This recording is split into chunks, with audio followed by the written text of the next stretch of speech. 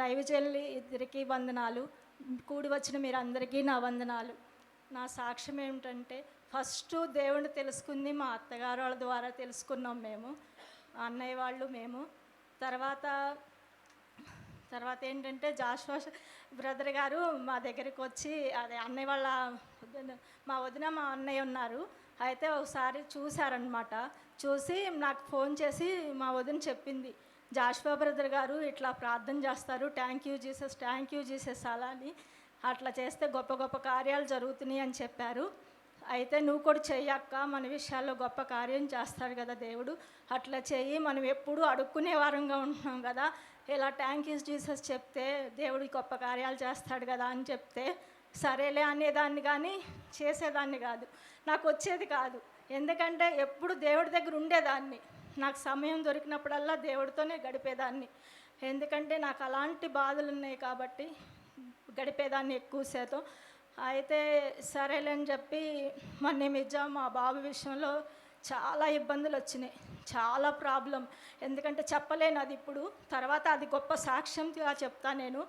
అయితే చాలా ఇబ్బంది అనమాట, ఎందుకంటే పెద్దవాళ్ళతో వచ్చింది. అయితే బాబు చాలా ఇబ్బంది పడుతున్నాడు, మాకు చెప్పలా. అంతా అయిపోయిన తర్వాత ఒకరోజు ఫోన్ చేసి ఇలా ఉంది అని వాళ్ళ నాన్నగారికి చెప్తే మేము చాలా ఏడ్చాం. ఎందుకమ్మా ఇలా చేసావు, ఎందుకు ఇట్లా, మన జీవితం ఏమిటి, మనది కొంచెమే కదా, మన జీవితం ఇంత మంచిగా లేదు కదా, ఎందుకు ఇలా చేసావు, నీకు మంచి జాబ్ కదా, ఎందుకు ఇలా అయిపోయింది అని అన్నప్పుడు అన్నయ్య వాళ్ళకి ఫోన్ చేసాం.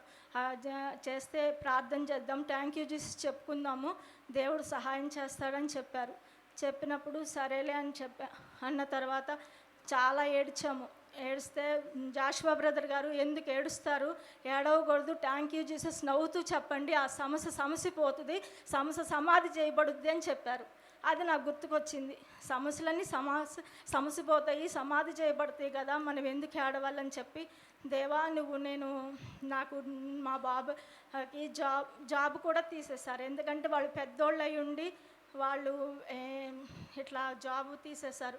బాబు ఏం చేయాలో అర్థం కాలేదు, జాబు పోయింది, జీవితం అంతా పోయింది, వాళ్ళ ఫ్యామిలీ బయట ఇబ్బంది పడుతుంది, బ్యాంక్కి లోన్లు కట్టుకోవాలి, ఇవన్నీ ఉన్నాయి, ఎట్లా అంతా చాలా ఇబ్బందిగా ఉంది అని చెప్పి అనుకొని అన్నయ్య వాళ్ళకి ఫోన్ చేస్తే, ఏం పర్వాలేదులేమ్మా మనం ప్రార్థన చేద్దామని ఒకసారి జాషువా గారి బ్రదర్ గారికి అన్నయ్య ఫోన్ చేసి చెప్పారంట ఇట్లా అని. నాకైతే తెలీదు, తర్వాత చెప్పారు.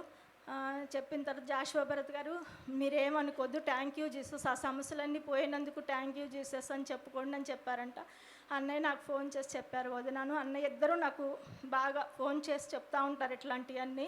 సర్లే అని చెప్పి మా వారు నమ్మారు మొన్నదాకా, కానీ ఈ మధ్యకాలంలో కొంచెం తప్పిపోయారు, అన్ని జనుల్లోకి వెళ్ళిపోయారు. అయితే నెగిటివ్ మాటలు ఎక్కువ మాట్లాడుతూ ఉంటారు. నేనంటాను నెగిటివ్ మాటలు ఎందుకంటే జాషువా బ్రదర్ దగ్గరికి వచ్చిన తర్వాతనే నేను నెగిటివ్ మాటలు మాట్లాడటం నేను మానేసా. మా వారు అంటుంటే, నువ్వు అట్లా మాట్లాడొద్దు, థ్యాంక్ యూ జీసస్ చెప్పుకో, ఏ విషయమైనా థ్యాంక్ యూ జీసస్ చెప్పుకో, ఇలాంటి నెగిటివ్ మాటలు మాట్లాడొద్దు మనం అని అంటే సరేలే అనేవాళ్ళు. మళ్ళీ అనేవాళ్ళు, ఈ బాధలు వచ్చినాయి కదా, మనం చనిపోతే ఏ బాధ ఉండదు కదా, అంటే చనిపోతే ఎవరు చూస్తారు మనల్ని, మన ఎవరు తెలుస్తుంది మనం చనిపోతే అనేవాళ్ళు. చనిపోతే నరకానికి వెళ్తాం కదా, ఇంత రక్షణ పొందుకొని నరకానికి వెళ్ళకటం ఎందుకు, మనం బ్రతికి చూపించాలి, అంతేగాని మనం చనిపోతే ఎవరు చూస్తారు అంటే కాదు కదా, మనం నరకంలో చాలా ఇబ్బంది పడతాము అది ఇది అని చెప్తాను నేను. మా వారికి తెలుసు, అయినా కూడా ఆయన అట్లానే మాట్లాడుతూ ఉంటారు.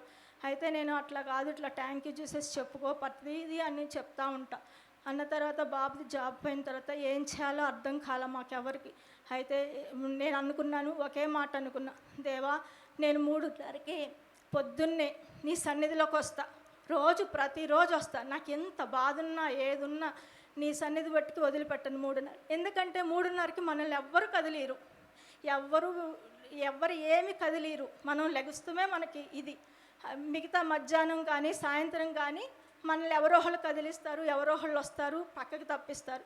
3:30కి తెల్లారి గట్ట ఎవ్వరు కదిలించరు, పొద్దున్నే లెగుస్తాం, చక్కగా ఉదయమే దేవుడి దగ్గర గడుపుతాం. కాబట్టి ఆ 3:30కి దేవా నేను నీ దగ్గరికి వస్తాను, సంతోషంగా ఉంటాము అని చెప్పి ప్రార్థన చేసుకున్నా.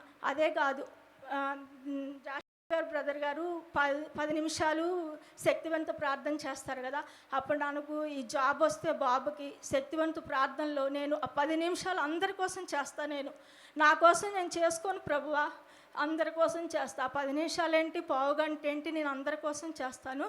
నా బాబుకి జాబ్ వస్తే చాలు, నాకేం అవసరం లేదని చెప్పి నేను అనుకున్న తర్వాత ఒకరోజు ఇంటర్వ్యూకి వెళ్ళారు బాబు ఇంటర్వ్యూకి వెళ్తున్నాడు, వస్తున్నాడు.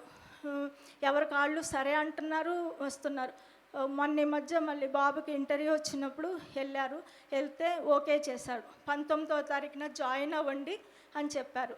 సర్లే అని చెప్పి బాబు అన్నాడు, ఫోన్ చేశాడు, అమ్మ 19వ తారీఖున జాయిన్ అయిన లెటర్ ఇచ్చారు, 19వ తారీఖున జాయిన్ అవుతాను అని చెప్పారు. అన్న తర్వాత మళ్ళీ సమస్య వచ్చింది. ఏంటంటే వాళ్ళు థర్డ్ పార్టీని పిలిపించి అంతా చూస్తారంట. మాకైతే తెలియదు అది. ఇవి బాబు ఏం చేస్తున్నాడు, ఎట్లా ఉంటుంది ఏంటని థర్డ్ పార్టీ వెళ్ళి అసలు ఈ బాబు ఎలా చేస్తాడు, బయట జాబ్ ఎలా చేస్తాడు అన్నీ చూసుకుంటారంట. అది చిన్న ప్రాబ్లం వచ్చింది కదా బాబుకి, అది నేను ఇప్పుడు చెప్పలేను ఎందుకంటే బయటకు వెళ్ళకూడదు. అదంతా అయిపోయిన తర్వాత చెప్తాను, పెద్ద సాక్ష్యం అది. ఆ చిన్న ప్రాబ్లం అది కనిపించిందంట వాళ్ళకి. కనిపించి ఫోన్ చేసి చెప్పారంట, ఈ ప్రాబ్లం ఉంది, చిన్న ప్రాబ్లము, దీనివల్ల ఉద్యోగము ఇబ్బంది అని చెప్పారంట. అప్పుడు మళ్ళీ అన్న, యేసయ్యా నేను నీ సన్నిధిలో ఉంటానయ్యా, నా కుమారుడికి జాబ్ ఇచ్చినందుకు నీకు వందనాలయ్యా, థ్యాంక్ యూ జీసస్. ఈ జాబ్ ఇచ్చేసావు నీవంతే, ఇది ఎవ్వరు తీలేరు. ఈ జాబుని నువ్వు ఇచ్చిన జాబు ఎవ్వరు కదిలించలేరు. నువ్వు ఇచ్చిన జాబు స్థిరంగా ఉంటుంది. అదే నా ప్రార్థన. అలాగే చేస్తూ కూర్చున్నా, లేచినా, పడుకున్నా, ఎప్పుడు నిద్ర పట్టేది కాదు.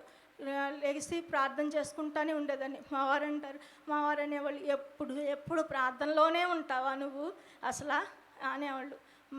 అంటే థ్యాంక్ యూ జీసస్ నేను చెప్పుకునేది, ఏం చెప్పుకునేదాన్ని కాదు. థ్యాంక్ యూ జీసస్ అనుకుంటా ఉండేదాన్ని.